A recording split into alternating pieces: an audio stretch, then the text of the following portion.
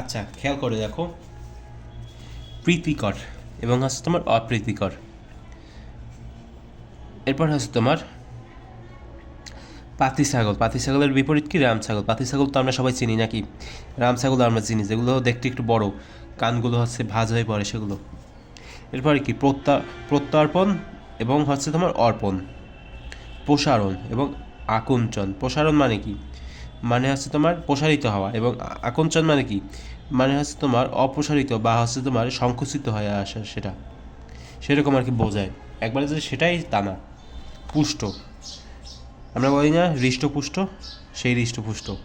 এবং হচ্ছে তোমার ক্ষীণ। ক্ষীণ মানে কি? মানে জীর্ণ শীর্ণ, একবার চিকুন, সেরকম বোঝাচ্ছে।